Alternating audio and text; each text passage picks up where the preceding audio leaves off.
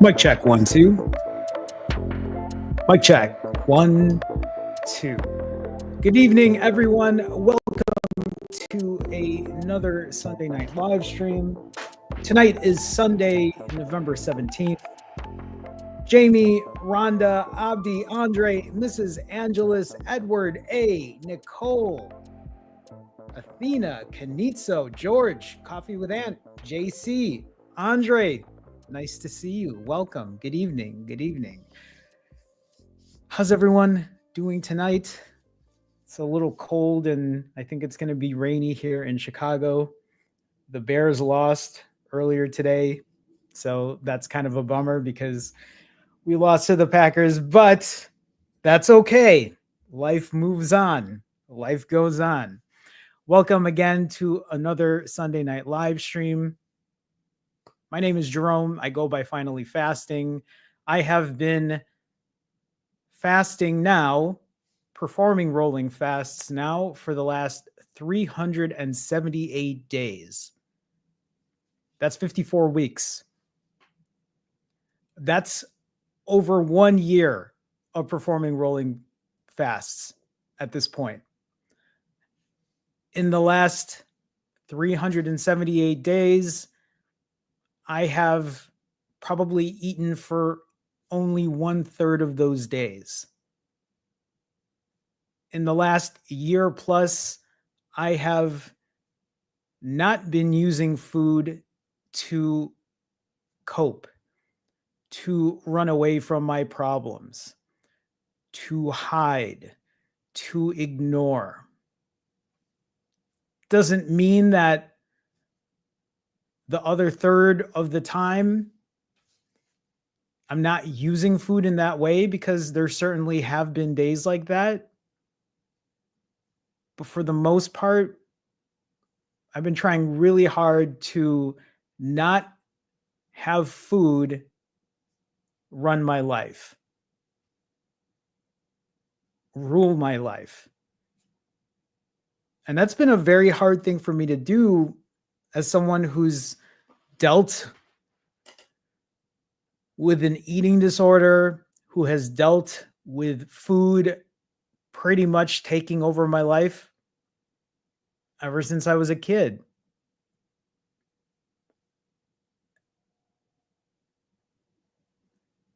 And it's nice to just feel like I'm in control today. Something that I couldn't have said not too long ago. Something that I thought was always going to have control over my life. In a way, that kind of segues into what I want to talk about today. And that's how to build a fasting lifestyle. There are a lot of us who think that fasting isn't an actual thing that can be done in a sustainable way. And in a lot of ways, I'm living proof that it can be. For me to do this for 378 days, it must mean that for some people, fasting can be sustainable, it can be beneficial, it can be helpful to leading a happy and healthy life. Now, it also doesn't mean that people have to fast the way I do. It doesn't mean that people have to eat the way I do or exercise the way I do. But fasting will always be incorporated in my life, especially if I want to continue taking care of myself. If I wanted to be part of, not want it to be, I mean, it literally is why I am in a healthy and happy state right now. Probably the healthiest I've been my entire life at this point. With all of that being said, I want to remind everyone who's here, who's in here in chat, who's talking to each other, here for the community. I want to remind you that this place isn't just a Sunday night live stream to talk about my fasting journey, but this is also a place for all of you to share what your journey is like. This is an accountability live stream. This is a place for you to share your ups and downs. This is a place for you to talk to each other. Let people know how you're doing. Let me know how let me know how you're doing. I think for a lot of us, especially when it comes to fasting, because not everyone fasts the way we do, we have a much smaller niche community. And for us to have a place to come together and remind each other that we're not alone can be very helpful. And when I say not alone, what I mean is I'm currently fasting. I'm currently 43 hours fasted. I'm sure there are a number of you who are fasted at the moment. And I'm sure there are a number of you right now who might be struggling, who might not be fasting right now, but plan to later tonight, maybe tomorrow. But with that being said, if you're here, are you fasting right now? Are you working on your health and happiness journey right now? Or are you watching this saying, I'm going to start tomorrow? I ask this question every single week. And hopefully, every time I ask this question, there are less and less of you who are not waiting until Monday. That you're not waiting for the weekend to be over because you have this grand plan in your head to start on Monday and to do the most challenging thing you've ever done in your life. You know what I'm talking about. And if you don't, let me give you an example. I'll give you my example. How I used to think in the past. And in a way, these are things that I still think of today, but I don't let it take over my life. So when I ask people, are you waiting till Monday? The reason I ask that question is in the past, in my past, and I'm sure with other people who are here, I usually tell myself, you know what? I'm going to wait until Monday because Monday's the start of the week. And that is when I'm going to get my shit together. Monday is going to be the day that I get back on my fasting journey. Monday is going to be the day that I start over. And then Monday comes, I start fasting. Let's say I get through the entire day. Great, wonderful, progress, right? I get my steps in. Tuesday rolls around, doing really well. Get through Tuesday. Here we are, Wednesday. Wednesday, I start struggling. Wednesday morning, I feel like I can't fast any longer. I succumb to the hunger. I end up breaking. And then I tell myself, you know what? I'm just going to try to eat really clean. And let's say I do. I start fasting again. And then I'm just like, I don't know if I can do this. This is really difficult. And then later in the evening, I end up eating again. And by that time, I'm like, well, what's the point of this? I ate twice now. Let me just start tomorrow. Thursday rolls around. I'm not doing as well as I thought I was doing. I end up doing a 12-hour fast. And then I'm just like, well, the hell with this. It's already the weekend. Let me just start on Monday. Do you see where I'm going with this? This is a very cyclical thing that many of us do. So instead of picking up the pieces where we left off, instead of practicing imperfect consistency, telling yourself that it's not about doing something that's perfect, but doing something that's consistent instead. If you are that person that keeps cycling over and over and over, waiting till Monday every week, it's honestly time to start changing things. And how do you start changing those things?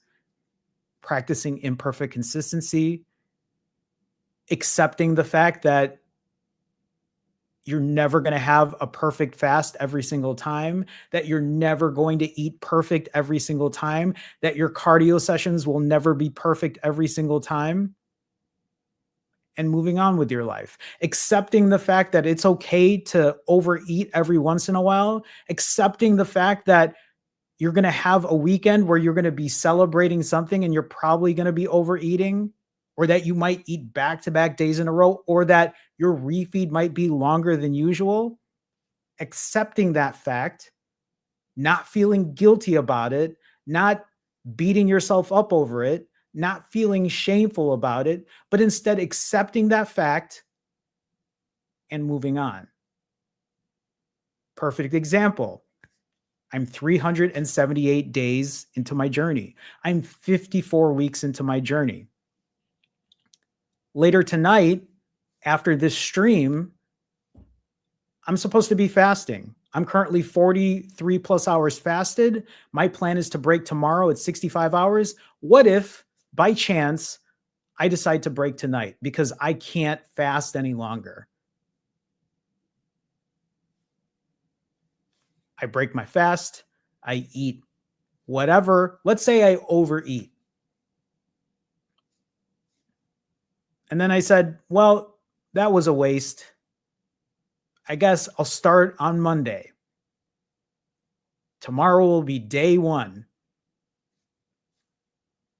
It really is ridiculous thinking when you put it in those terms, because I'm sure many of you would be like, why would you say tomorrow's day one just because you ate today, just because you overate? You're already so far into this. Why would you start over? That's my question for you. Even if you are not getting that progress that you think you should be getting the first 7 days, the first 14 days, the first 28 days, doesn't mean that you should throw things away, because you never learn from that then. Instead, you are just learning to do all or nothing. You have that black and white mentality. Again, something that I have been very guilty about, something that I have done time and time again. And a big reason that I'm so successful today is because a lot of that thinking, I don't put it at the forefront anymore. I don't day one, I don't wait till Monday. Instead, I'm just like, yeah, today wasn't the best day. Today was a shitty day. Today was hard. But I'm not throwing the day away. If I had planned to still go for my walk or lift weights or do something to better myself, I'm not just going to throw the day away. I'm going to take advantage of it and move on with my life, just like we do with everything else in our lives. It's taken me a long time to think this way. And hopefully the routine, the habit is so etched in my head, in the way I do things, that hopefully the chain will never break. But I don't know either. My hope is that it doesn't, but it's one of the reasons that I'm here today. It's one of the reasons I post frequently on social media. It's one of the reasons I am constantly showing up to all of my coaching sessions. It's the reason I host Wednesday night live streams for accountability, because that accountability keeps me going. For a lot of us, I think where we start to struggle is during our accountability phase. That's the wrong word. I guess what I'm trying to say is, for a lot of us, when we aren't doing well, when we aren't doing what we thought we were supposed to do, when we aren't getting our long fasts done that we thought we were going to do, we stop showing accountability. We stop showing up. We stop hitting our timer. We stop logging the data.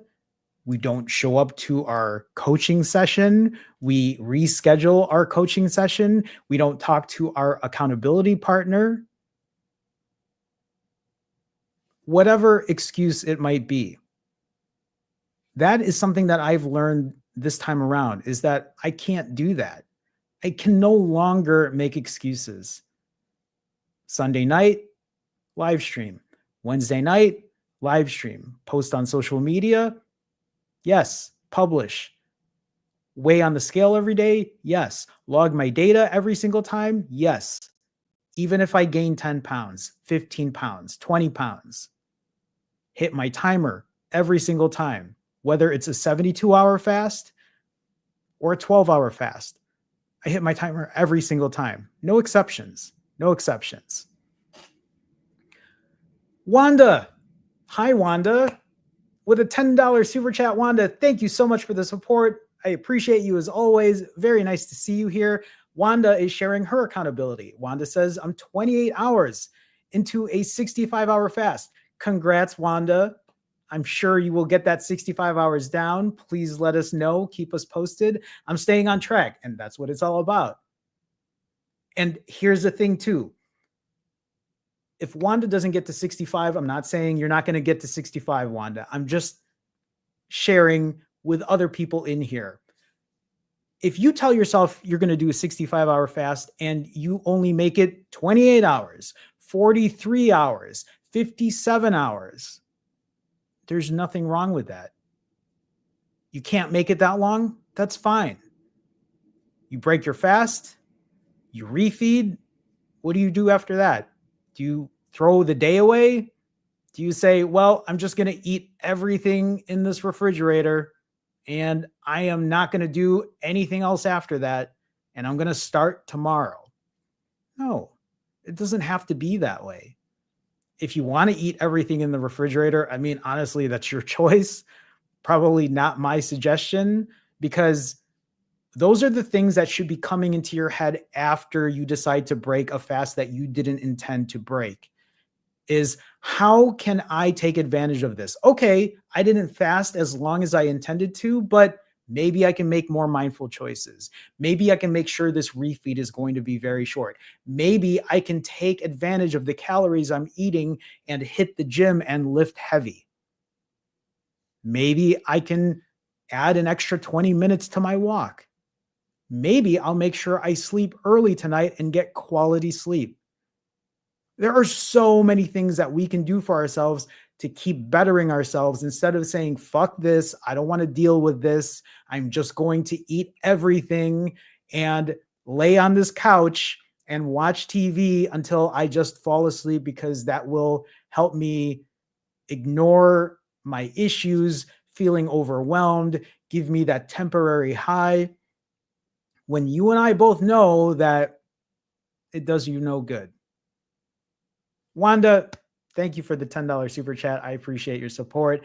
KC 526 with a $10 super chat. KC, thank you so much for the support. I appreciate you. Thank you for being so inspirational. You're very welcome. I mean, here's the thing is I love that I can be inspirational, but I'm also just being completely truthful about how I feel and what I am hoping that I can share with other people through my own personal experience. But thank you so much, Casey. Just started my 5th rolling fast. Congrats on doing 5 rolling fasts. I've been dry fasting as well and have some serious heartburn. Anyone else experience this? This is something that a number of people experience actually. So anyone that's in chat, please share with KC526 ways to maybe deal with heartburn.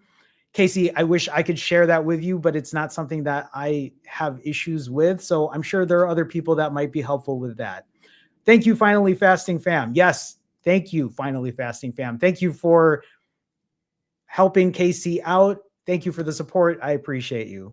Is there another? There is. Mark with a $10 super chat. Mark, thank you for the support. As always, it's nice to see you, Mark. Welcome to the stream. Mark says, hey, Jerome, made it to the live. Thank you for being here. I appreciate you as always. Feel off a bit, but picking myself up again to keep going. Not going to give up and remembering how far I've come thanks to your help. Mark, thank you again for the $10 super chat. So a lot of wise words here from Mark. For somebody, and this is because Mark and I, we work together, but for Mark to share his journey and be vulnerable and be accountable for struggling and sharing that is big. I tell this to people who are struggling that I coach or that I work with, and I will always remind them when they feel like they're not doing what they're supposed to be doing, when they feel like they're having a hard time, I'll always remind them that, hey, you made a conscious effort to show up today. You made a conscious effort to be here, because there are a lot of people who might not fill out a spreadsheet, who might not hit a timer, who might not show up at a coaching session. And for somebody to show up even when they're struggling is big, because to me, that means that they're taking the opportunity to learn from the difficulties that they're having instead of ignoring it, instead of running away from it, instead of hiding from it. And it doesn't mean that that's what you have to do. And it doesn't mean that it will automatically fix everything because you show up. But I do think there's a lot of worth, there's a lot of value in showing up even when you aren't performing the way you think you should be, or that you know you should be. Because it becomes a constant reminder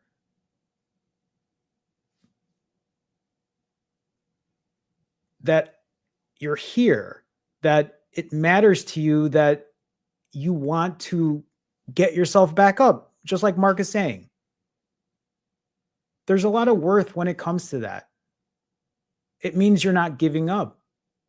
It means that you want this, that your health is important to you, that your happiness is important to you. At least that's the way I see it. And I feel like a lot of us do, which is why, I mean, for many of you who are here, I feel like it's very similar. You're here for that same reason. You're here because you want to better yourself. You're here because it's important for you to take care of your health. It's important for you to keep your mental state optimistic, to know that you can do this. I mean, think about this, right? There was a long part of my life. I'm 43. I'm going to be 44 in 2 weeks, about 2 weeks. And even in my 30s, in my late 30s, before I found fasting, I was like, well, this is probably just who I am. I'm always going to be morbidly obese. I will never be able to control my eating. My type 2 diabetes is just something I have to deal with. My high blood pressure is just something I'll have to deal with. And there's nothing I can do about it. I'm already in my late 30s. I'm going to be in my 40s soon. And things just won't get better. I've passed the peak of my prime. That's how I used to think. And here I am now, right, at 43. I restarted my journey in November of 2023 when I was 42, almost 43. And I feel like this is where my peak is right now. And I say this to anybody who's watching this, it's never too late. There is always value in taking care of yourself, in controlling the things that you can control, in controlling your health, in taking better care of yourself. There is always worth at any age. I just want people to remember that it's never too late. And I hope that the people that are in here in chat, that are talking with each other, that are watching this, people who might watch this after the live stream, that you understand that there's still worth in what you're doing, that taking care of yourself is the best thing that you can do, not only for yourself, but for the others around you, especially if you're somebody that people rely on. There are a lot of people that I talk to that say, but Jerome, I have kids, I have people that I have elderly parents. I think in one way or another, we all help each other out. We are responsible for maybe other people in our lives, or have been at one point or another. But you've heard me say this. If you don't have your health, how are you going to be able to take care of anyone else? Because eventually that health is your bad health will come for you, I guess is what I'm saying. It will eventually come for you. So take advantage of what you can today, if you can today. There's no needing to wait till Monday. Doesn't mean that you can't enjoy your life. It doesn't mean that you can't experience the good things in life or indulge every now and then. But it doesn't mean that you have to throw away the day completely. It doesn't mean that you have to binge. It doesn't mean that you have to disregard your financial responsibilities or the relationships or interactions you have with people. I say these things because that has been me. When I talk about my eating disorder, when I talk about my depression, when I talk about my binging, it isn't just me eating a lot of food. It's me eating until I'm numb, even if I'm not hungry. It's me destroying my health. It's me wasting money. It's me not responding, replying to texts or phone calls. It's me disregarding friends and family and loved ones. It's me not caring about my work, not doing what I have to do. It all adds up, at least for me. That's how bad my issues have been.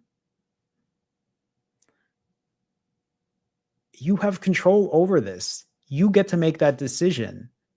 Even if you are binging, even if you find yourself in a position that you are binging or overeating or whatever it might be, you have control to stop that. You have control to minimize the damage. I know it sounds so commonsensical. It's a weird way to say sensical, but right? It sounds so much like common sense, but I think a lot of us, we need that reminder. I think for a lot of us, it's helpful to remember that, yeah, it's going to be okay. I still have control over this. I can make today valuable for me still. Abdi with a $5 super chat. Abdi, thank you for the support. As always, it's so nice to see you, Abdi. Hey, Jerome, completed a 5-day fast. Abdi, congratulations on the 5-day fast. Yesterday's refeed was amazing. I can only imagine. I am 40 something hours in. I'm already looking forward to tomorrow's refeed. Going for another 5-day fast. Abdi, you'll have to keep us posted on how that goes.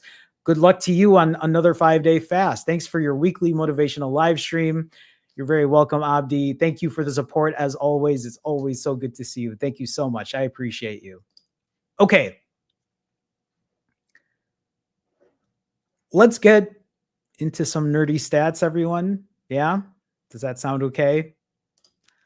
Oh, that's the wrong screen. There we go. So, like I said, I am currently 378 days into my fasting journey. That's 54 weeks. That's over 1 year at this point. In the last 378 days, I have eaten on 133 of them, which means for 245 of those 378 days, I have not eaten. Why do I talk about that? Why is it such a big deal that I haven't eaten on 245 of the last 378 days? One, it goes to show that fasting works. Two, that I don't need to have food every single day of my life. Three, well, let's keep it at those two for now. There's a lot of other reasons, but I think I'll talk about that when I talk about building a fasting lifestyle. But yes, 245 days where I haven't eaten over the last year plus. It gives me an opportunity to not use food as my crutch, not use food as my coping mechanism, not using food as my way out, where I have to face reality instead of using food instead to ignore reality. Now, this isn't everyone's situation, but for me, it has been. I have used food for so long as my cop out. I have used food for so long as my escape from reality. And that's something I've said for a long time at this point. So in the last 378 days, my average fast has been 62 hours and 7 minutes.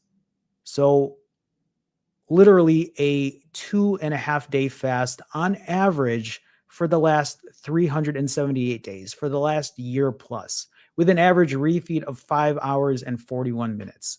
The best way to explain this, if you were to take the average of my last 378 days, that means I would fast for 62 hours and 7 minutes, and then I would eat for 5 hours and 41 minutes. And then I would fast again for 62 hours and 7 minutes, and then I would refeed again for 5 hours and 41 minutes.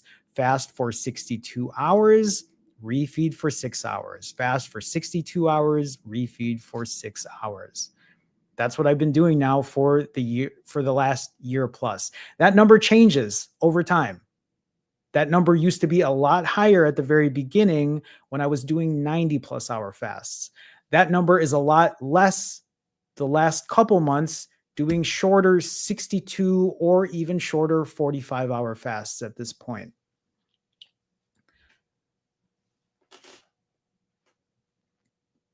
Performing those 90-hour fasts is how I lost 80 pounds in 5 months, less than 5 months. But it also means that I didn't have to do those fasts forever. I have changed in length with those fasts. Just because I was doing 90-hour fasts before doesn't mean that I should be doing it for the rest of my life. Just for anyone who's watching this too, just because you do an 18-hour fast or a 20-hour fast or a 36-hour fast, 65-hour fast, doesn't mean that every fast after has to be the same or longer. There is this big notion, especially for a lot of us who want to push, that every fast has to be progressively more difficult than the last or progressively longer than the last. And it doesn't have to be that way. When we start thinking that way, we put ourselves in a position for failure. If we start thinking that every fast has to be longer than the last one, it can be a recipe for disaster, because then we're putting so much on the line. And then if we don't hit that number, we start to beat ourselves up. And then once we're beating ourselves up, we're like, well, what the fuck is the point of this? I'm just going to not exercise. I'm just going to eat everything. I'm just going to eat for the entire day. I'm just going to binge. And then the next day rolls around and you're like, this is too hard. I don't want to do this. Let me just wait. Let me just wait another day. And then another day. And then before you know it, you're telling yourself, I'm going to start on Monday. Monday rolls around. You might half-ass it for a little bit. Then a week passes by, a month passes by. And then before you know it, you've gained extra weight. And here you are trying to do the exact same thing again a couple weeks later, a couple months later, or like me, a couple years later. You got to get out of that cycle. If you are watching this and that's never happened to you, I understand why you want to start on Monday or say, this is my day one. But if you are that person who has been doing this over and over and over again, look for another solution. Practice imperfect consistency. If you need accountability, talk to me. I do offer coaching. Talk to other people in chat. Find somebody who might be an accountability partner for you. There are other ways to figure this out. And if you've been doing the same shit every day, every week, every month, then it's time to do something different. Yeah? Maybe? Possibly? Would that be helpful?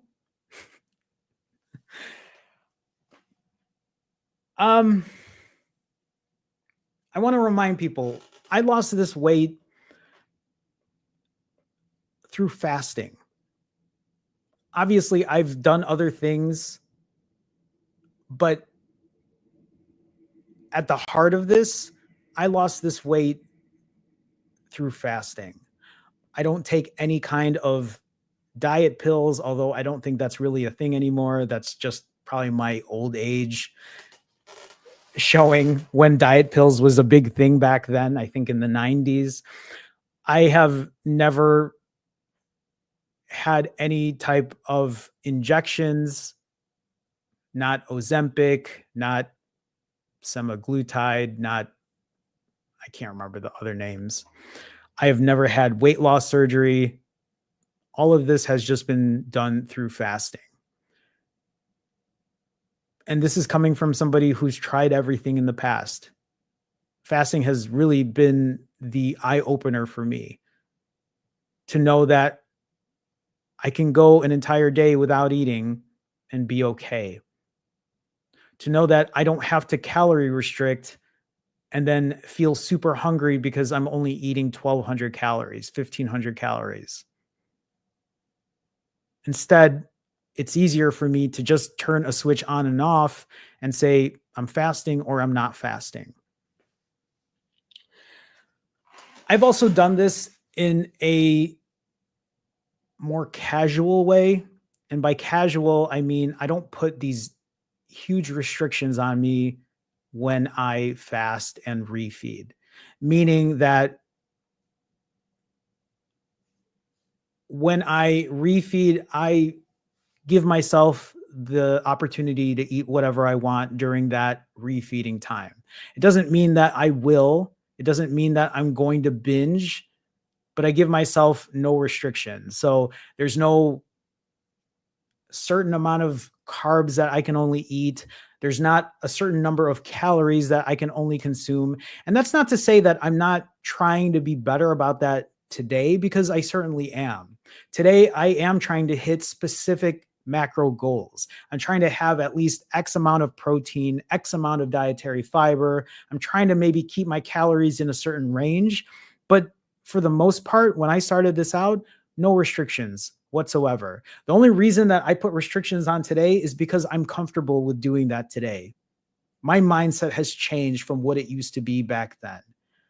For a lot of you, if you're just starting out, if this is new for you, if you're not sure where to start, don't put a ton of restrictions on yourself, especially if you know those are triggers for you to overeat, if they're a trigger for you to binge, if it's a trigger for you to fail, give up, start on Monday, day one. If you are noticing those triggers,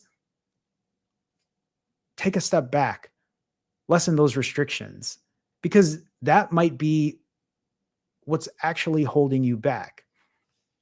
The same goes for fasting. I don't just drink water. It's not just straight up water. I do drink 0-calorie drinks every now and then. I will drink a black iced coffee. Some days I'll put 0-calorie sweetener in it, right? For other people, if that is helpful for you, if it helps prolong your fast, I don't see what's wrong with it. But Jerome, that's dirty. But Jerome, that's cheating. Listen, if any of you who are watching this thinks that, you don't have to do it. Nobody's telling you that you should be drinking a 0-calorie drink if you don't want to. But if you think it's helpful for you to prolong your fast, I don't see what's wrong with that. It also doesn't mean that you have to do it forever either. Just because I drink a Diet Pepsi every now and then doesn't mean that I'm going to do it for the rest of my life. Doesn't mean that you're going to do it for the rest of your life. Just because other people are drinking bulletproof coffee or having bone broth doesn't mean they're cheating or it's dirty. Even if some people are modifying their fast and having minimal calories, doesn't mean that they're not doing it right. Fuck off. If you think they're not doing it right, then don't do it their way. If it helps them prolong their fast, if it helps them lose weight on the scale, if it helps them become happier and healthier, by all means. This also goes with the fact of people who are on Ozempic, people who might be taking whatever, right, to help better themselves. Good for them. That is them trying to figure their shit out. My only caveat with something like that is trying to remember that a lot of what we're doing too is fixing our relationship with food. That's a big part for a lot of us. If this shit was easy, we go watch a YouTube video. You watch me saying, go fast for 90 hours, you'll be fine, you'll lose weight.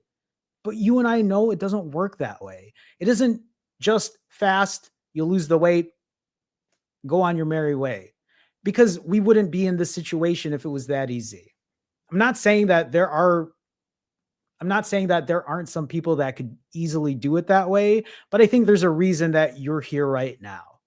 Is because you realize that it isn't just that easy. That a lot of it, if not 99.9% of it, is in your head, especially when it comes to hunger. KKHD with a $10 super chat. KK, thank you so much for the super chat. Thank you for the donation. You didn't say anything in particular. So if you want to, please feel free and I'll show it up there on the screen. But KKHD, thank you for the support. Thank you for the $10 donation. I appreciate you. Thank you so much. Thank you. Thank you. At the same time, when I say that I lost 80 pounds in 5 months and I have kept it off now for 7+ months, I've been doing this now for over a year, and I say I've done this just through fasting. Well, yes, that is technically true. Don't forget, over time, my diet has changed. My diet has gotten better. I have been practicing putting better food in me, paying more attention to my macros. I have been performing cardio 6 days a week. I have been lifting heavy at the gym. I'm getting quality sleep. So it isn't like it's just fasting and nothing else. Please remember, for any of you who's watching this, it isn't just about fasting. There are other facets to this. I will get into this in a little bit. I just want people to know that yes, you can lose the weight through fasting. I have shown people that you can do it even while eating junk food. If you fast long enough, you will still lose weight. But if you can incorporate other things to help yourself, you're only benefiting, improving, speeding up the process. FYI. Like I said earlier, I am currently 43 hours and 43 minutes fasted. My plan is to break tomorrow to do another 65-hour fast. And then the rest of the month is going to be a little crazy because I have a lot going on. I am leaving the country at the end of the month. Not even the end of the month. I'm leaving the country in 8 days, 9 days. We'll have one more Sunday before I leave. But a lot's going to be happening. I will probably be putting on a good amount of weight. I will be documenting it all. So you will still be following me on my journey. I also want to remind people that it has been 378 days now where I have not binged. It has been 54 weeks without a binge. And out of all of the things that I am proud of, that is probably one of my biggest things, because binging has been such a huge part of my life, a huge detrimental part of my life. I don't mean it in a positive way, but the fact that I have now gone over a year, 54 weeks without a binge is a huge win for me. My hope is that continues on.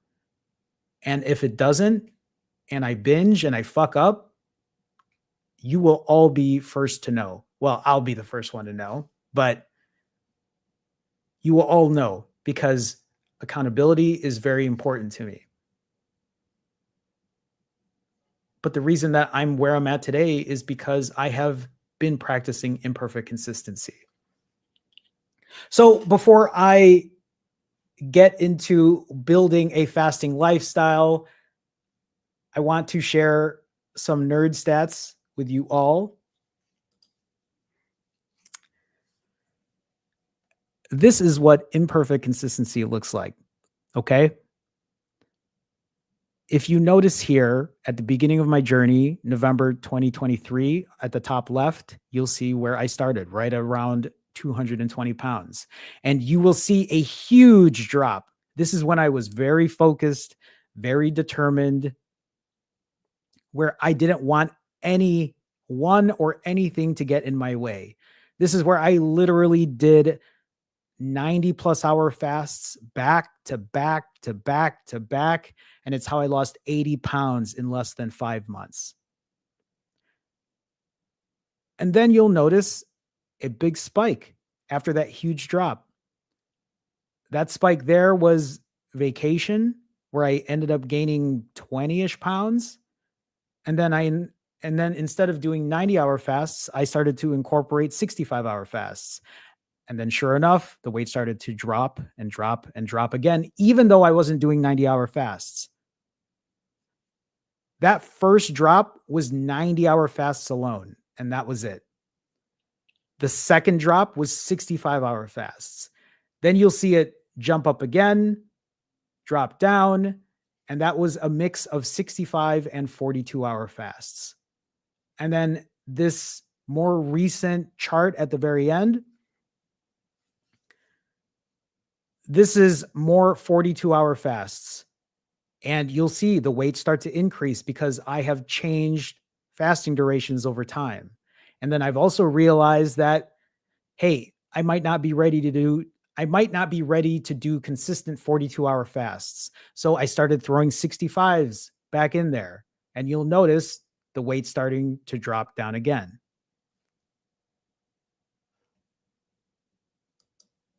Imperfect consistency has taught me so much, but it's also made me realize that if I just keep at it, I'm going to be okay.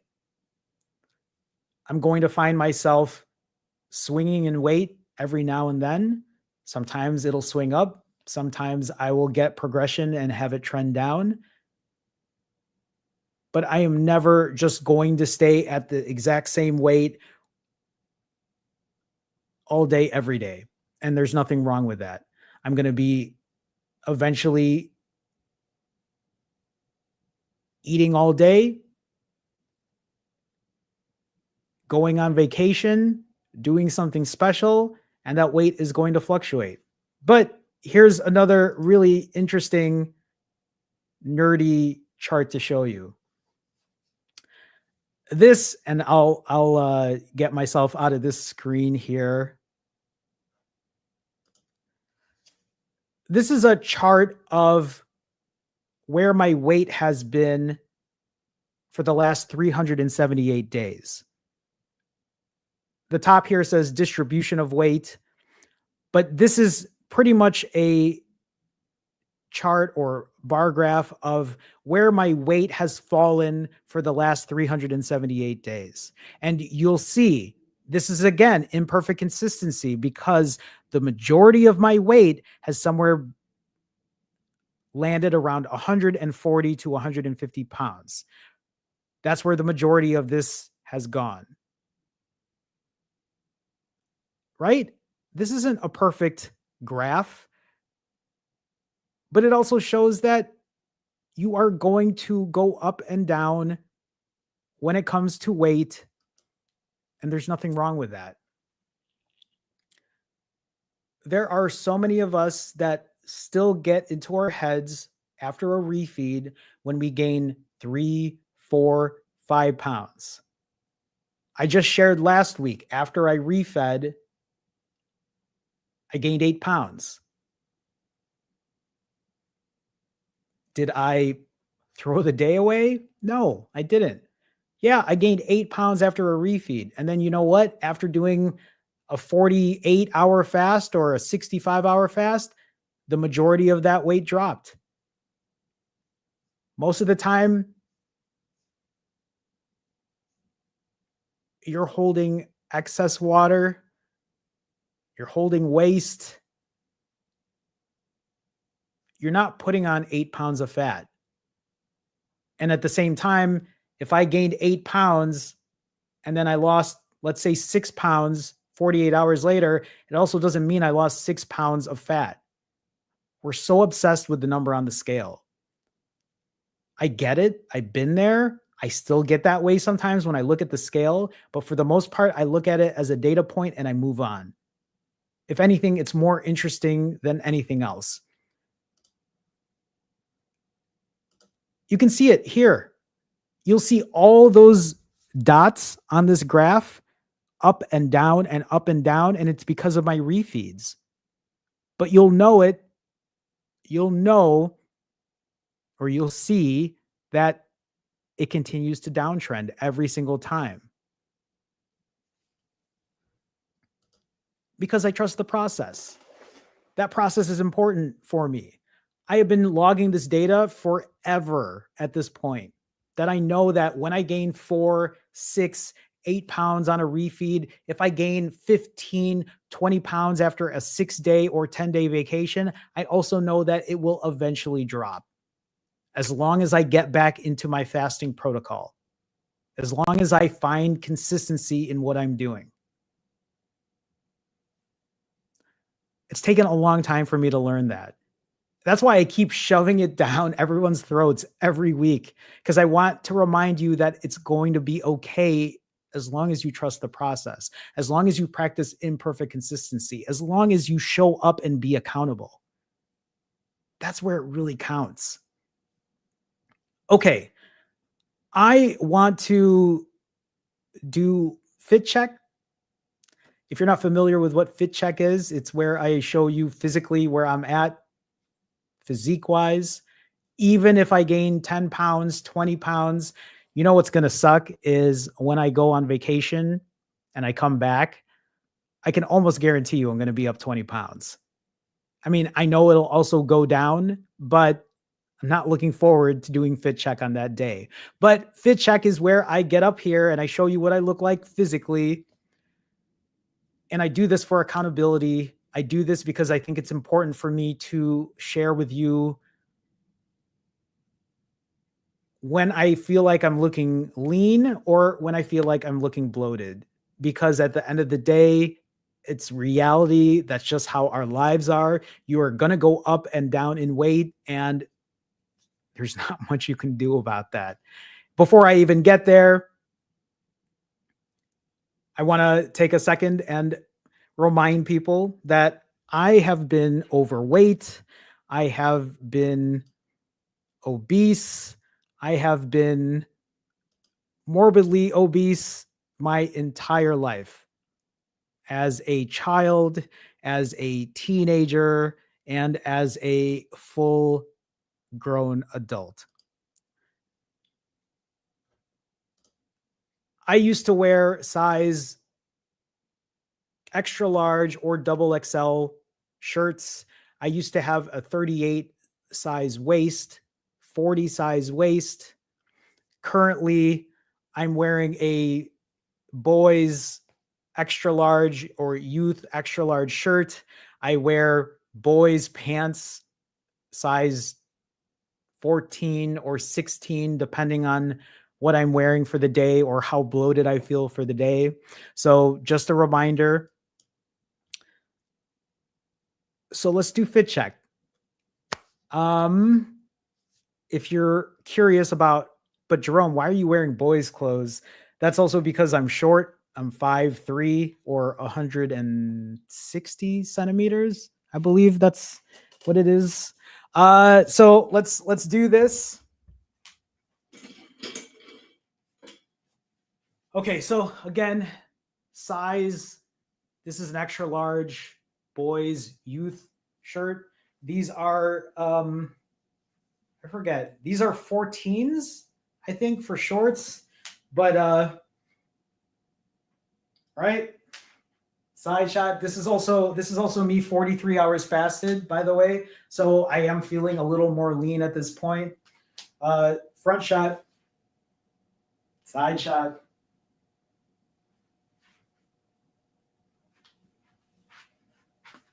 Yes, I wear a compressed shirt underneath. And this morning I weighed in at 140. What was I at this morning? I was at 145.8 pounds this morning. Tomorrow, my guess is I'll be 140, hopefully 144. Maybe if I'm lucky, I'll be in the high 143s, but I'm not too worried about it. See, this is me still obsessing over a number on the scale. It is what it is. I'm working on it. So when it comes to these fit checks, I'll always mention here too, because a lot of people always ask me, Jerome, do you have loose skin? What about loose skin? There's so many questions about loose skin. Yes, I do have loose skin. I have loose skin here on my neck. You can see it right here, right? Even as I kind of pinch at it, you'll see it not like bounce back. It is probably one of the most insecure places for me is the loose skin on my neck. I don't know how to explain this because I wish that like I could compare older Jerome with Jerome today, not older Jerome, but Jerome in the past versus Jerome today, because I don't even know how to explain how big my neck was then. I was wearing, like, when I would try to wear a dress shirt where I had to button the top neck, it was ridiculous because, like, if you look at my neck there versus what my neck looks like now, the width of my neck, it's so much smaller. What I was trying to say is when I used to have to go to a wedding or dress up and I had to button the top button, it was awful. Why? Because I had to buy a big dress shirt at 5'3". I was literally wearing a dress shirt that somebody who's like 6 foot tall would wear. But the only reason that I had to wear a shirt like that was because I needed something big around my neck without it getting altered or tailored. And that's eventually what I had to do. So I would have to buy this big ass shirt that was too long for my, because right, I'm only 5'3". The shirt would be hanging to my knees. The arms would be so long, and that was the only way I could put a shirt on or a dress shirt on. It's wild to me. But yes, so my neck has gotten smaller, but the skin is still there, right? Yes, I do have skin on my upper arms as well. I have loose skin on my, did I say loose skin? But that's what I meant. I have loose skin on my lower belly. I have loose skin on my upper thighs. One of the things that I have been doing is working out, strength training. Like, I look at the loose skin here, and while it's not the most visually appealing, I feel like it's gotten better because, like, as I flex here, I've been lifting heavy, right? Like, I think it's been like really important for me to lift weights, lift heavy, and hopefully that will help with the loose skin on top of the fasting. I'm always hoping has a benefit to it as well. So that's kind of where I'm at this point. I have now kept the weight, maintained the weight for over 7 months. My goal initially, before I had lost the weight, I told myself, okay, if you can maintain this weight for a year, then you can think about surgery for loose skin. But now that I'm 7+ months into it, it isn't really something that I think about at this point. At this point, I'm more concerned about adding more muscle, because the way I look at this is I still have fat to lose. For those that are not aware, I had a DEXA scan done on November 6th for my 1-year anniversary. And I want to get myself down to around 15% body fat. And I want to put on more muscle, maybe another 5, 6, 8 pounds of muscle, and lose another 10, 12, 14 pounds of body fat. If you're not aware, well, you probably aren't aware. On my DEXA scan, it said I had 29 pounds of fat and 111 pounds of lean tissue or muscle. So while still a pretty good number, I want to do better. Also, for people who are watching this and think that you lose muscle through fasting, no, not at all. No. Okay.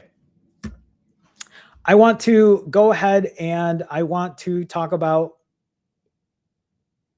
building a fasting lifestyle. A lot of us, maybe not people who are here, but a good number of people who are not really familiar with fasting think that fasting is just this fad, that it's not sustainable, that you can't do it forever. And I feel like I'm living proof that you can. I have literally been performing rolling fast now for 378 days with an average of a 2.5-day fast over the last year plus. I'm living proof that fasting can be sustainable and beneficial and overall healthy.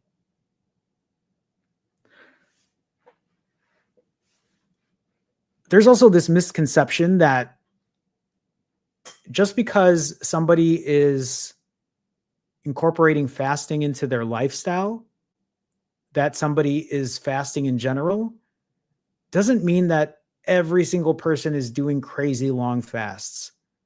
Just because you have incorporated a fasting lifestyle into your routine doesn't mean that you have to do long fasts every single day forever. I'm also proof of that, right? because I was initially doing 90-hour fasts, 120-hour fasts, 160 plus hour fasts, and I'm nowhere near that. I haven't done a 90 plus hour fast in months, probably over 6 months. I do 65-hour fasts. I also do a lot of 42-hour fasts or alternate day fasts. I also eat back to back days every once in a while. I also go on vacation and eat 10 days in a row. I also have refeeds that last 10, 12, 14 hours. Yes, I fast. Yes, I will fast for long periods of time, but that isn't how my life is all day, every day. There are other people who also incorporate fasting in different ways. Some people do 16-hour fasts on a regular basis, but they're still fasting. They're still incorporating that lifestyle. They just intermittently fast because they find benefit in doing that. Just like other people who do 23-hour fasts, who tell themselves, I don't have to eat multiple times a day. I just need to eat once a day. I usually will eat my calories in that period of time, and eating once a day is helpful for me. There are other people who might do alternate day fasts and be okay with eating every other day, telling themselves, I don't need to eat every day. I'm good this way. I lift heavy on the days after I eat, and I take rest days on my fasting days.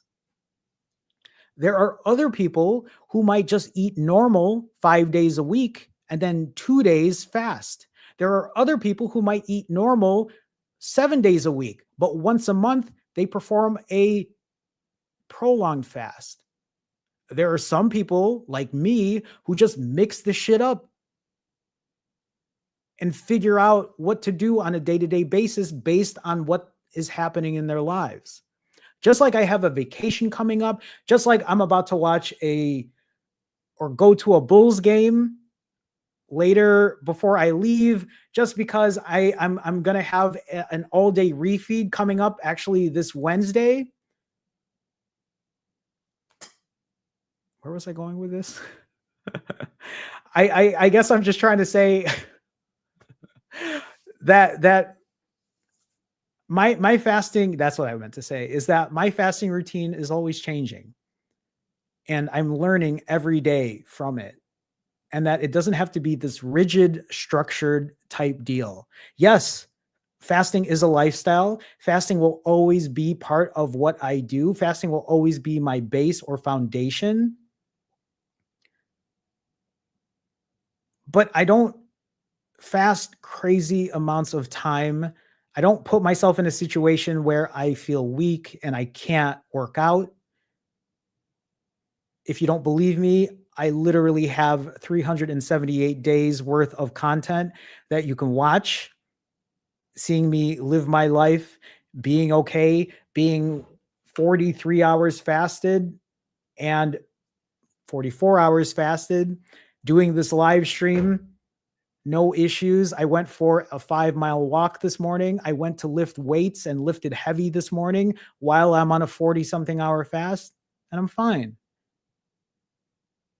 Fasting is absolutely doable, beneficial, helpful, but it varies from person to person.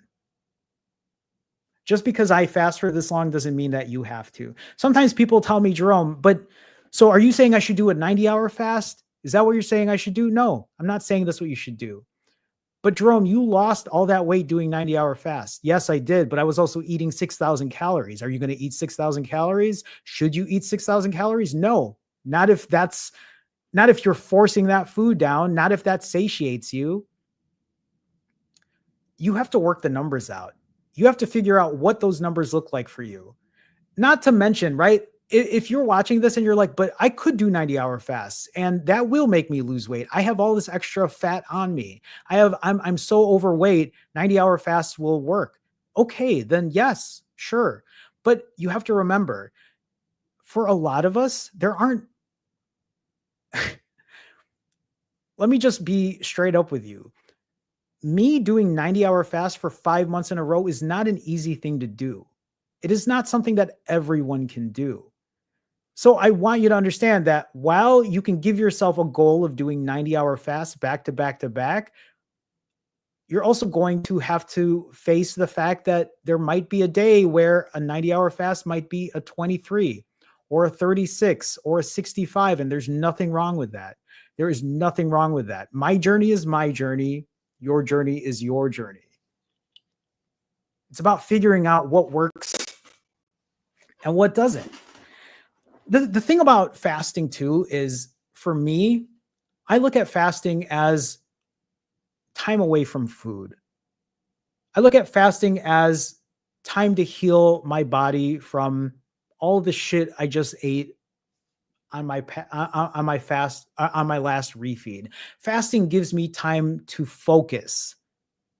Focus on what? Focus on anything else that isn't food. Fasting gives me the opportunity to focus on anything else that doesn't involve food. When I fast for an entire day, just like I did today, the food noise is gone. I don't wake up in the morning and say, maybe I should eat today. Oh man, maybe I should think about dinner. What should I eat for dinner? Oh, that smells really good. I wish I was eating that right now. No, I don't think about any of that. When I'm fasting for the entire day, my brain is locked in. And I'm like, this is what I have to do today. This is what I'm going to take care of. This is what's going to keep me busy. This is what's going to keep me focused. Food is no longer a priority on a full day of fasting.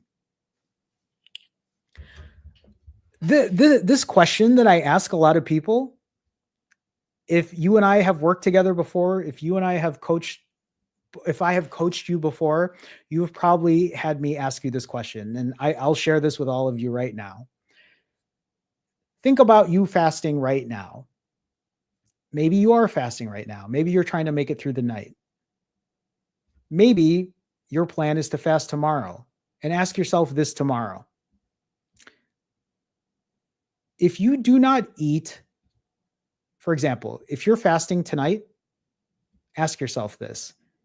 If I don't eat tonight, what is the worst thing that's going to happen to me? I'll give you a minute.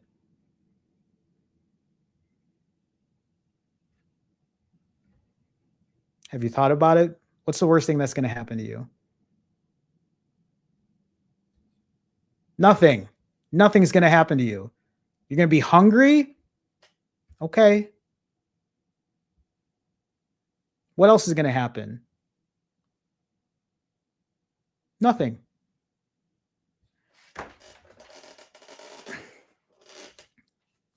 Here's the thing. Nothing's going to happen to you. Can you get out of bed? Can you get off this chair? Can you text a friend? Can you watch TV? Can you send an email out? Can you do some work? If the answer to all of those are yes, you're fine. You are fine. You know what that means? That it's all in here. That's it. The only thing that you have to fight against is your brain telling you otherwise. Now, think about this, okay? If you are physically weak, if you are lightheaded, if you're nauseous, if you are getting headaches, if you are experiencing symptoms of fatigue, or you can't crawl out of bed, then you should definitely consider breaking your fast and refeeding, or at least making sure you're hydrated, maybe taking your electrolytes. That is a different story. But like I said, if the worst thing that you are facing because you're fasting is that you're hungry and everything else is fine, get out of here. You're going to be fine.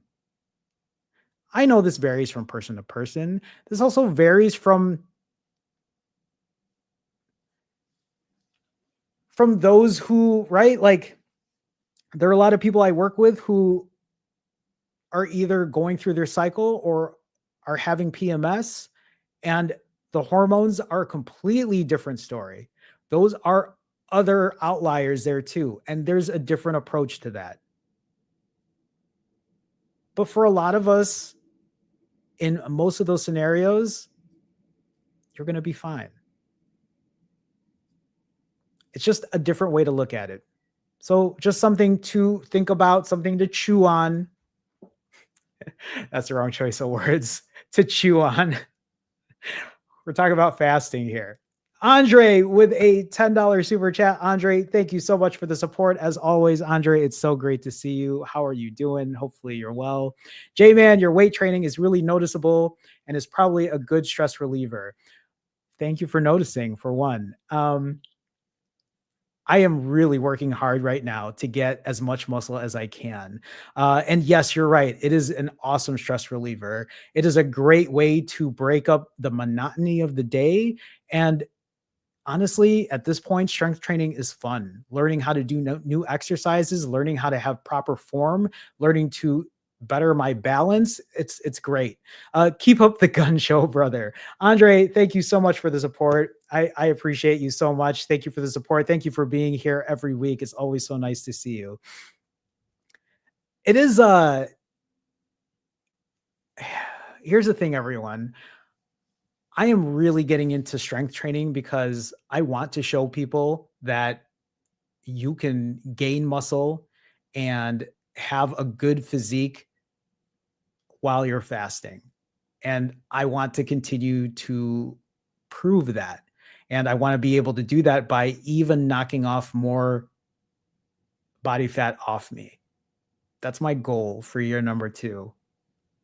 So I'm looking forward to seeing what the next months look like, where I'm at. I mean, the thing is, like, even me right now, I've said this before, me right now at 145 versus 145 pound Jerome back in April or March of 2024, 2 completely different people.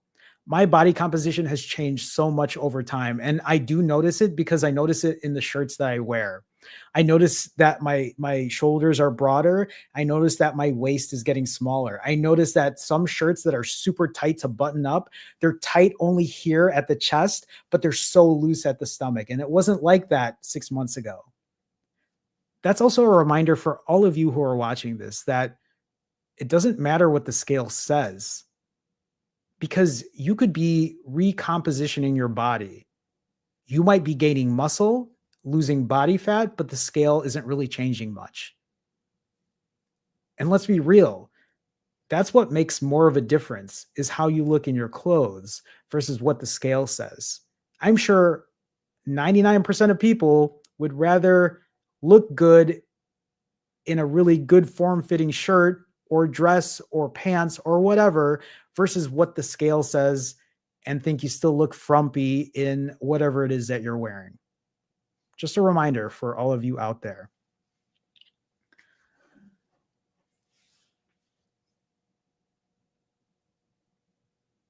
A fasting lifestyle also isn't just about fasting. I just said this earlier, but again, a reminder. Just because I incorporate a fasting lifestyle doesn't mean that the only thing I do is fast. I also am mindful about how I eat, how long my refeeds are, the cardio that I perform, the strength training that I perform, getting quality sleep, having better mental health. All of those things add up into where I'm at today. Just because I fast on a regular basis doesn't mean that that is the only thing that I do. Just a reminder.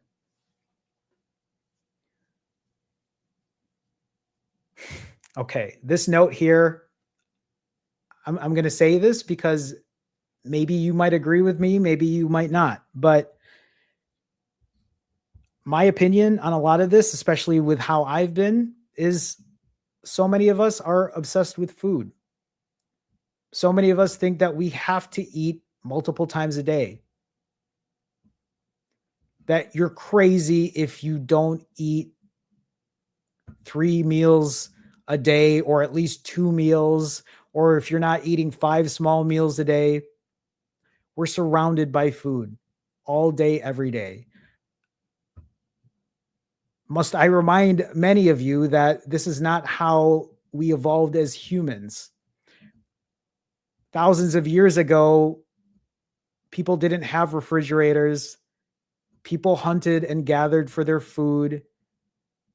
People didn't lose muscle because they went a day without eating because they couldn't find food to eat. They couldn't kill the food they had to eat. Today, we're surrounded by food all day, everywhere you walk, what you look at on your phone, what you watch on TV, surrounded by food. They want you to buy everything. They want you to eat all the time. The moment you talk about losing weight, they're not going to say don't eat. They're not going to say fast. What they're going to say is buy our low fat, buy our low sugar, buy our all natural. Of course, they want to make money. Plain and simple. What company, what corporation that's based on profits is going to try to tell you to fast? None of them are. No one will. All of these people, corporations, they want you to eat. They want you to buy. Of course they do. That's how they make their money. Just putting it out there. Fasting for me, not only does fasting help heal and get my mind away from food, not only does fasting turn off the food noise, but the thing about fasting is when I refeed tomorrow evening, when I get to eat, I will appreciate the food I eat. I appreciate the cleaner foods I've been eating lately. Doesn't mean that I don't eat junk food. You all see me eat pie. I'll probably be filming my refeed tomorrow. But I appreciate food so much better when I have some time away from it. I'm pretty sure many of you do too. Even taking 20 hours away from food when you've been eating 3 times a day, I'm sure the appreciation is so much different versus eating multiple times a day.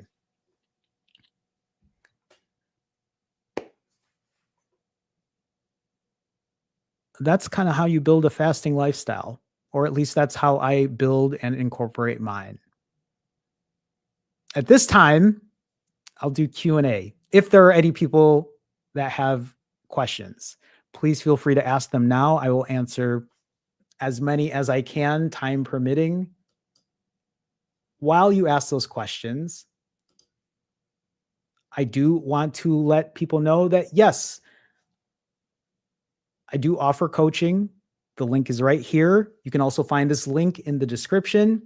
If you are somebody that is looking for help when it comes to fasting, weight loss, or even accountability, which I feel like many of us, that might be the missing piece, that might be the gap, please feel free to click the link, go to this URL,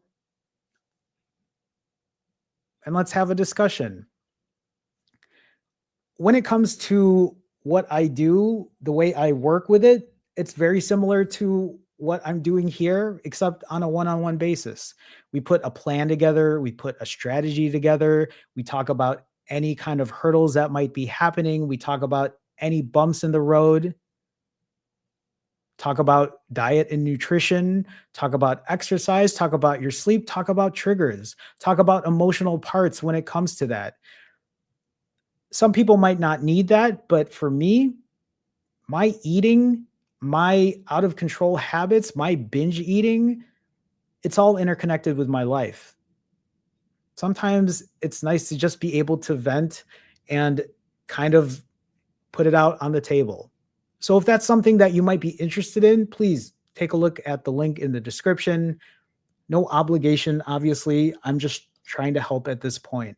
At the same time, if you are looking for something in a more community-based way, I do have live streams every Wednesday night, not every Wednesday night, but 3 times a month, which actually for anybody who's watching this, well, let me just say this first. Yes, I do have a membership where you can be part of the Finally Fasting fam. And the benefit of signing up for that, you can find also in the link in the description. We have Wednesday night live streams where we share a communal spreadsheet. We talk about what our goals are for the week. If we meet those goals, other people come on the stream, talk on camera. Sometimes they'll have their camera on, or you could have it off. Other people in chat answering questions. So if that's something you might be interested in, please take a look. Also, for anybody who's watching this, who's part of the Finally Fasting fam, I forgot to mention this Wednesday, I will not be able to do a session, but I'm going to do one Thursday. I'll put an announcement out for the autophagy group later, but we'll do it a day later. So hopefully you can make it on Thursday at 7:30 p.m. Central. Anyone who's watching this, if you want to be part of that Finally Fasting fam and do sign up, I will be doing another live stream Thursday night. So feel free to jump in or be part of it if that's something you might want to do. Okay. That's it at this point. I will go through Q&A here just to see what people have to talk about or ask. Earl says, I fasted, went from 300 to 230. Congratulations on the weight loss, and gained 25 to 30 pounds back. How did you get back into fasting? So for me, Earl, again, congrats on the weight loss. One thing to kind of note here is while you might have gained weight back, it's also great that you haven't put it all back on either. It looks like, I mean, I don't know what your journey's been like, but it looks like you've at least found some control to not let it kind of just spike all the way up. And maybe if that's the direction you're in right now, how did I get back into fasting? It was accountability. The best way I can put this is, I don't know how much of my content you've watched, but this isn't the first time I've lost this weight. I initially lost this weight back in 2019, 2020, where I went from 220 pounds down to 125. And then I gained it all back. I gained all the weight back. One of the reasons I gained the weight back is because I stopped being accountable. I stopped showing up. I stopped doing Sunday night live streams. I stopped publishing content on social media because for me, I felt too embarrassed. I felt guilty about falling back into binging. And instead of being accountable and sharing where I was at, I hid. I ran away. I made it a secret. And I was gone for 2+ years. What got me back into fasting, I've shared this story before, but last year when I came back, I had just posted a picture of me and it was more of like a joke picture. And I posted it to everyone here after being gone for 2+ years on Instagram. And the support and the comments about just people being happy to see me, it encouraged me to come back. And when I showed back up, and I live streamed and I shared my accountability again, it pretty much was what lit the fire under me. Is that the right way to say it? Yeah. And I've said it many times. That accountability is the number one thing for me. I no longer run away when I do bad. I no longer run away when I feel guilty about not fasting long enough. This might not be the answer you're looking for. And if you're looking for a more technical answer, how do you get back into fasting? You just fast. Doesn't mean you have to do a 72-hour fast. If that means you're just doing 23s, do 23s. The way I see this, though, is everyone I work with, I give them a spreadsheet. And it's an accountability spreadsheet. It's a spreadsheet for them to fill out so that not only will it be helpful for them, but I get to see it too. And in that spreadsheet, that's where you say, hey, this is me doing what I'm doing. I'm trying to show up. I'm trying to be here. That's kind of what got me back into it. I've talked about this many times. So again, I'm not exactly sure what you've watched when it comes to my content, but You can watch past live streams, past videos. I talk about it pretty frequently. So hopefully that was helpful, Earl. Thank you for the question. Jacob. Hi, Jacob. How's it going? Jerome, what do you recommend I do about food noise? I'm a binge eater, and what's holding back my fasts is just that. I'll obsess over the idea of eating food until I finally eat something. I mean, Jacob, you probably heard me say it earlier, right? When I asked the question, what's the worst that's going to happen if you don't eat? And if it's nothing, for most of us, it's just in our head. And I know what you're probably thinking, but the food noise is in my head. The food noise is what's getting to me. I can't help myself. Another question I might have for you then is, are you being imperfectly consistent? Are you continuing your fasts day in and day out? Are you still hitting a timer? I don't think you and I have ever worked together, but if you and I were, I would have asked you, are you filling out the spreadsheet? I wouldn't even ask you. I'd look at the spreadsheet and see if you were filling it out. Sometimes what might be difficult is you're doing this alone.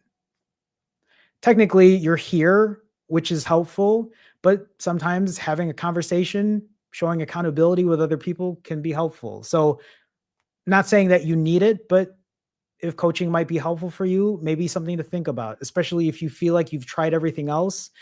Think about it like this. Imagine you're trying to get through your first overnight fast. You haven't been able to do one in a week or a month or whatever. You've been trying it every day. You only get to 20 hours. You can't get past it. Now imagine if you knew that you had to talk to me the next day. Do you think that would be helpful? I'm not saying that it would be, but if you feel like that it would, knowing that you had to show up and talk to me about it to let me know that you made it, maybe that might get you through it. It's different for everyone. There are a lot of solutions when it comes to this, but I think those are the big ones for me, is realizing that I'm going to be fine fasting for the day, or knowing that I have to be accountable. There are days where I want to eat and I know that I'm not going to because I have to put a YouTube video out and let people know I did another 65-hour fast. Just like tonight, if I wasn't streaming, if I didn't have to put a video out tomorrow to let people know I did a 65-hour fast, what's to stop me from doing this fast right now?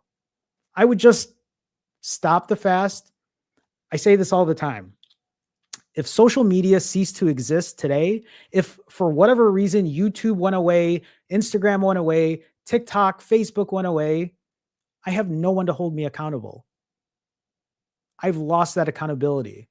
Who's to tell me otherwise now? I have no one to show accountability to or for. That's what's helpful for me. That's why I push accountability so much at this point.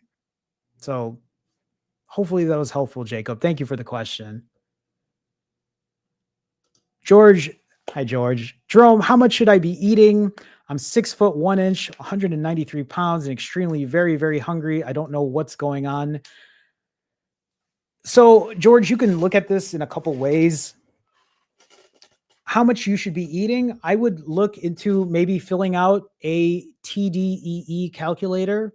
T as in Tom, D as in David, E as in Edward, E as in Edward. That's a way to look at your total daily expenditure, energy expenditure, I believe. And that might give you a rough estimate of how many calories you should be eating, maybe even the macro split. But for me, I don't even look at it like this. I just eat until I feel full. Whatever that number is. That's why you'll see me eat 4, 5, 6,000 calories. It is not something that people will recommend, and I understand that, but this is how I deal with it. That's why I eat the way I do, but that's also why I fast the way I do. So for you, if you're fasting and you find yourself, and here's the thing, just because you might eat 3,000 calories in a refeed, 4,000, 5,000 doesn't mean that every single refeed is going to be like that. Maybe it's like that for just that instance. But then you also know if you eat 3,000 calories, you can't do OMADs because you'll eventually gain weight. So what does that mean? that means you either need to fast for longer or cut back on your diet. Maybe increase the exercise to kind of offset that. I can't give you an exact number. I feel like it's still really different for everyone. I think that's the best way I can answer it. Hopefully that's helpful, George. I would also recommend maybe looking at that calculator to at least give you an idea of how many calories you should be eating. I'll also say this. The one thing I've noticed now that I have been focusing on macros, when I eat around 275 grams of protein, I know that's a lot, but that is what I've been doing lately. When I eat about 275 grams of protein and when I eat about 75 grams of dietary fiber, my calorie intake is only somewhere around 4,000 to 5,000. 5,000 on the high end. It's no longer 6,000 or more than that when I eat that many grams of protein and that much dietary fiber. That has been very helpful for me. So something you might want to think about too, if you are extremely hungry, very hungry, maybe it's time to up the protein, up the dietary fiber, and see if that satiates you. George, thank you for the question. It's always nice seeing you here.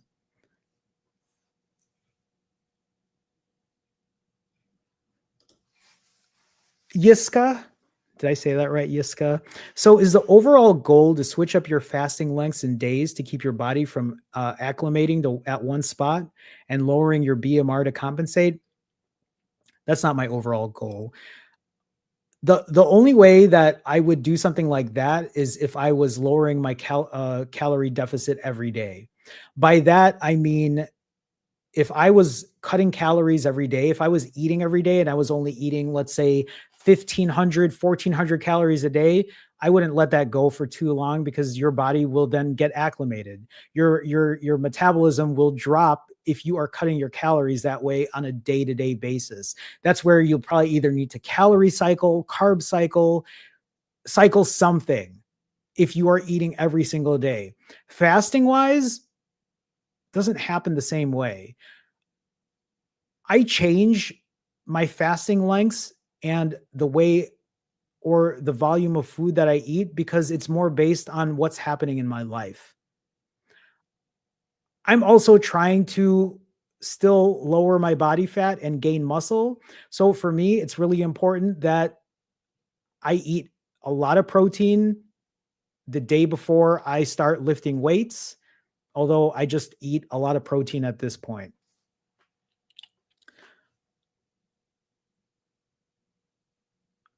I'm just rereading the question to see if I missed anything. Hopefully that's helpful, but that's my approach to it at this point. Eric says, does diet soda, diet pop end your fast while fasting? Not for me. I mean, I'll drink a diet pop. It's still, I keep my fasting timer going. If you want to end your fasting timer, I guess, but anything that's 0-calorie drinks is not anything that I stop the timer for. I'm perfectly fine with it. Other people might call it cheating. Other people might call it dirty, but you know what?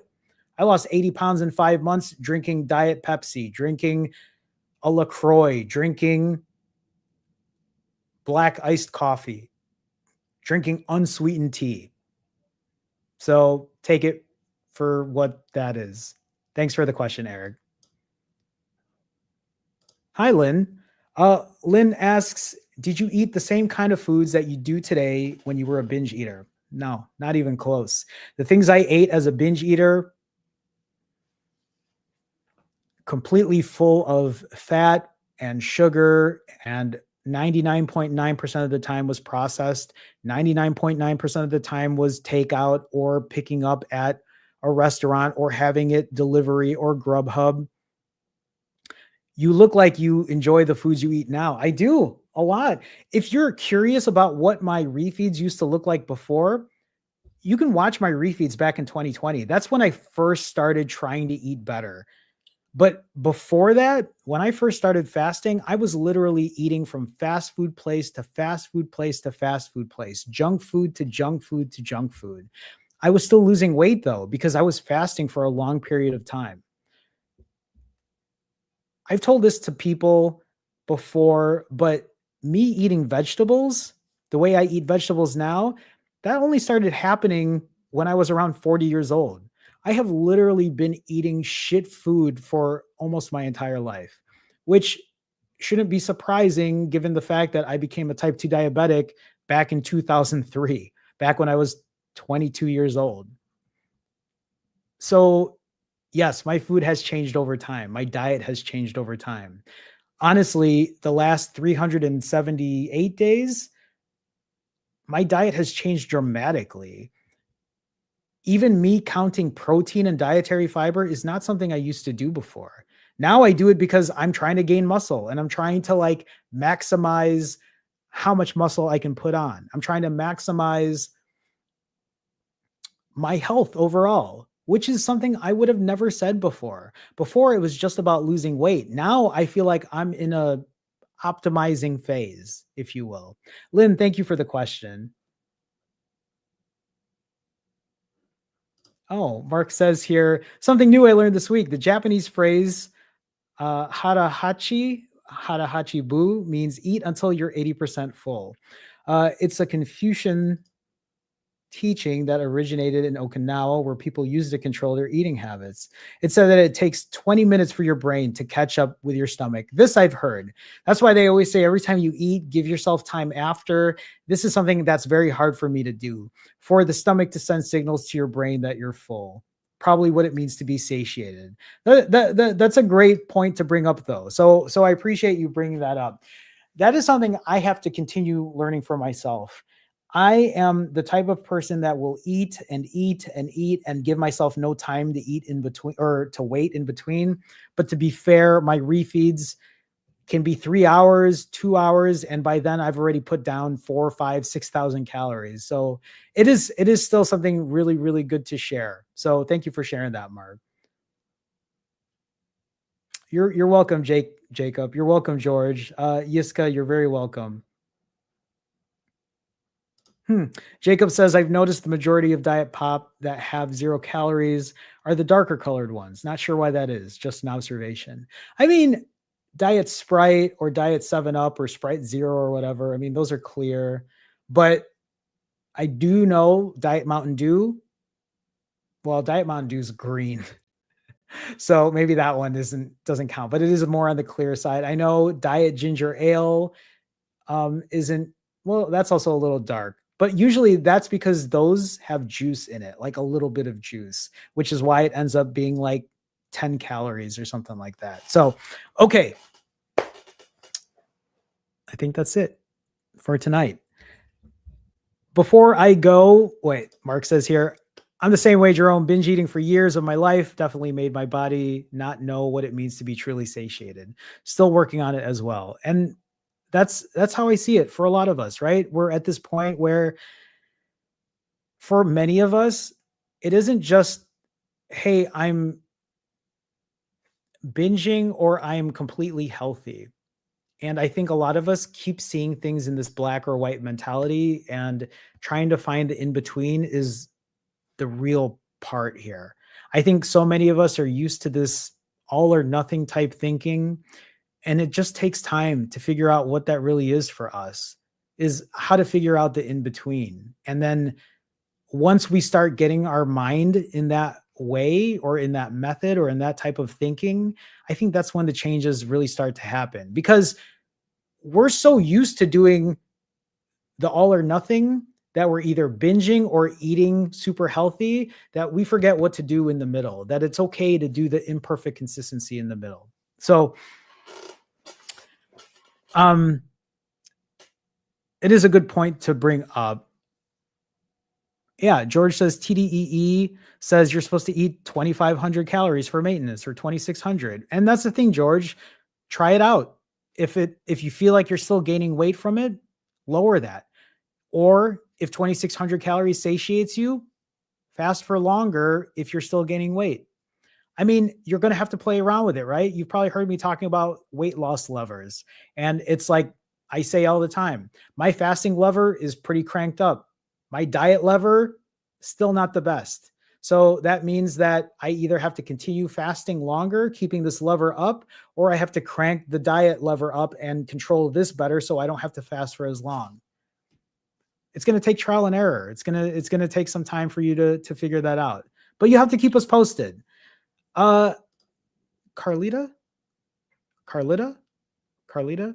is it okay to eat ice during fasting? I figure it's still water, of course. Yeah, nothing wrong with that. I don't even think that's not a concern at all. So hopefully that's helpful though. Thanks for the question. Thank you. All right, everyone. I'm going to close things up here.